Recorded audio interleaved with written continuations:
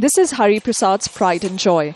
A silk weaver for generations, he threads together a traditional Indian saree by hand. The red colour, they say, brings good luck to the bride on her wedding. But Hari Prasad's fortunes haven't been that kind, as mechanized looms threaten his ancient craft. The sarees produced from power looms are much cheaper. Mine are all handcrafted, as you can see, and more expensive. I can't afford to bring in a machine, and I still have to take care of my family. But what can I do? Where do I go? There's no work here. It's a story heard throughout Varanasi. This spiritual city used to be home to India's kings and queens, and the sarees made here as old as the city itself. But hand weaving has become a dying art, with few willing to continue its practice.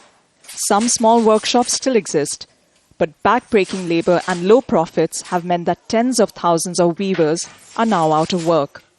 Gone too, the beautiful art and tradition of making sarees by hand. For hundreds of years, this warehouse used to see hectic activity. The most exquisite sarees in Benares would be made here on these handloom machines. But now, as you can see, there are only cobwebs lining these machines, and the looms remain silent.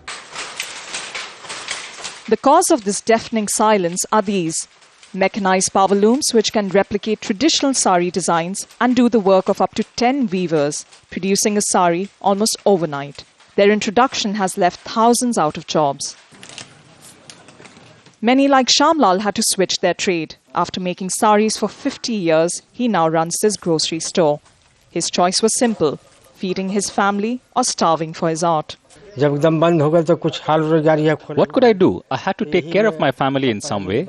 Ever since the looms came up here, I was forced to open this shop. There's nothing else I can do.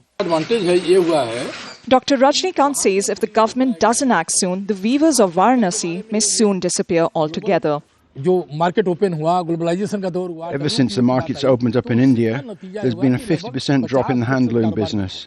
Because of this, many weavers have migrated to other cities and are now doing odd jobs. Hari Prasad still has a passion for what he does. The time is running out for one of India's most ancient traditions. Prerna Suri, Al Jazeera, Varanasi in Uttar Pradesh.